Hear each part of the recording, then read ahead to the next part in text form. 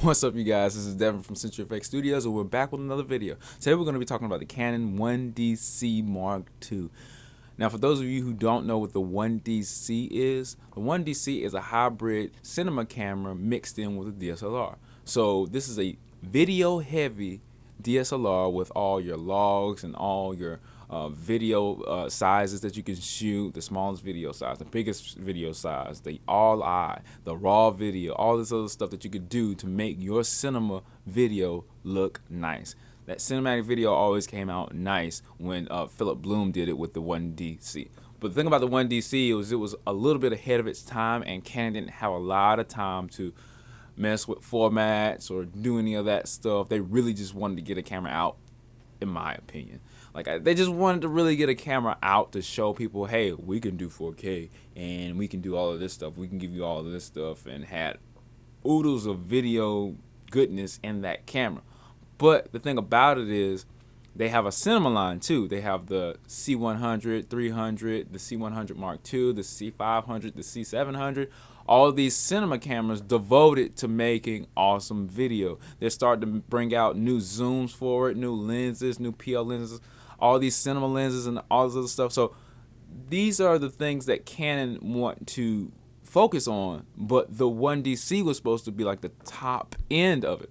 Now, with that being said, the 1DC was not only a good video capturer, but it was also a good picture taker. It was like the 1DX's twin brother, essentially, because when Philip Bloom said he got it in the mail, it had a manual for the 1DC and the 1DX all in the same manual. Like the 1DC was on one side of the manual and the 1DX was on the other side of the manual, because the cameras were like twins. Everything about them were the same, except the 1DC focused a lot more on video, especially with the 4K video. I wonder if you could hack the 1DX and get 1DC results. Anyway, don't do that. I'm not encouraging you guys to do that. I'm just saying, that's what in my mind. Like, you got Magic Lantern for the 5D Mark II. So what if you actually took the 1DX and tried to make it a 1DC? What limitations would you have? But anyway, with that being said, the 1DC came in at like, what, some ridiculous $7,000, maybe $8,000. I don't know. It was some ridiculous high price, and nobody wanted to pay for it because it was future technology that we didn't really need. But the people who, were endorsed by Canon, all this other stuff, they were teasing that camera. They were showing you what it could do and stuff like that. And it had motion JPEG, but nobody cared at the time. Nobody cared that, this camera shoot whopping 4K size files, because nobody needed 4K, and you were lucky to even have it. So if you were shooting 4K, if you only had 10 minutes on a 32 gig CF card or 5 minutes on a 32 CF card, and you were shooting 4K, you were the man, and you would just buy a whole bunch of CF cards and keep shooting 4K. You would deal with it. But now, at this time now, you got the Panasonic GH4, the GH5, you got the Sony Alpha series that shoots all 4K all the time. You got this A7 that shoots wonderful 4K, and then you have the A7R Mark II that shoots wonderful 4K on the Sony side. So there was a whole bunch of reasons why now the 1DC is not the camera you should buy, as far as a portable, movable camera, a DSLR that you can shoot video with. Now, with that being said, the 1DC was good on its basis. Now, if they came out with a 1DC Mark II and improved on it with some of the newer technology, they could actually make a really big dent in Sony sales, I think. Sony sales and Nikon sales, because, Nikon just came out with the D850, which I heard is like the end-all be-all to all cameras in the world, the #1 DSLR that can do it all, Now, that's what the Canon 5D Mark IV was supposed to be, the Canon that did it all with 4K, the camera that could do video and pictures. But now, Canon had technology for 4K already.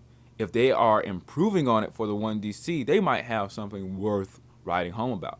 Like, for example, Sony came out with an RX camera, I believe, that had 6K video downscaled to 4K. And the 4K looked 10 times more awesome than any other 4K camera, because it took a 6K image and downsampled it. So all that sharpness from the 6K was compressed into a 4K scale format. Now, with that being said, that was an awesome idea. If Canon or Nikon came up with something like that, it would it would destroy the game. Why? Because Canon has so many different lenses and so many ways you can go about utilizing that 4K, and so many different focal distances, compressions, background blur, all that other stuff that cinematographers love. So with that being said, if that 1DC Mark II has something like a downscale sensor in it that could really do something, maybe with a lower megapixel count, not 18, maybe like 12, like the Sony A7 S Mark II, with that low light quality, some awesome low light quality with some sharp lenses with 4K downscale from 6K, it will be amazing.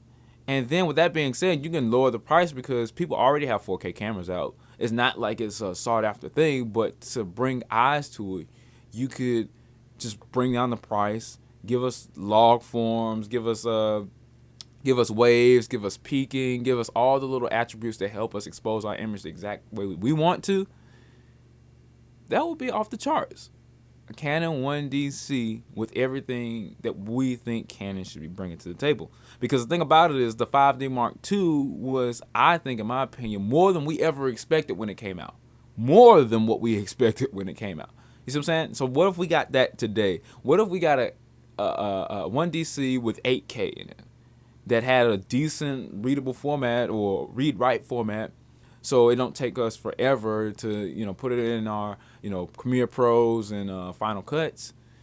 We'd be on cloud nine, because if we can capture and make our work look the best it can, you see what I'm saying? Now I'm not saying that it's all about the 4K, 8K megapixels. I'm not saying it's all about that, but if you can up your game when you've done everything that you could possibly do to make a nice cinematic, you use the lighting, you use the color and stuff like that, it makes us feel good about what we do, because there's technology out there that can do what we can't do as humans. So, like by ourselves, we can't just capture video and have it at 4K and have it awesome and stuff like that, like cameras can. But you understand what I'm saying.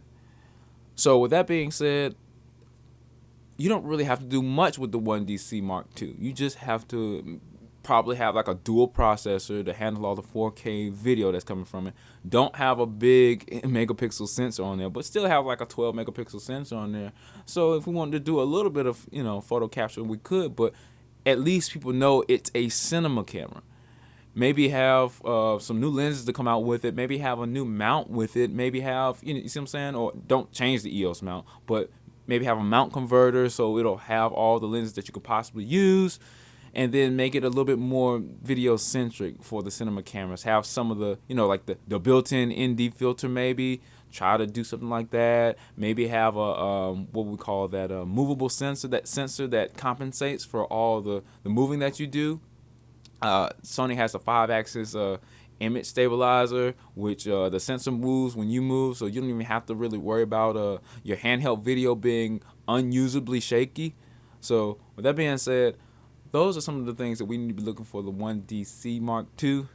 We need to push for the 1DC Mark II, because if that's the top of the cinema line, we can get some more average results out of our regular DSLR line, like some decent 4K that films in MOV formats, and so these cinema line cameras can stop competing with the DSLR cameras, and Canon can get on one page like they used to be with the 5D Mark II.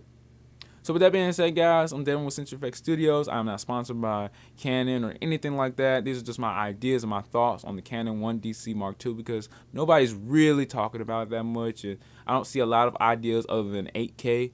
If it's well thought out, they can bring a lot of people to their DSLR line and their cinema line and do it all and still be the #1 camera company.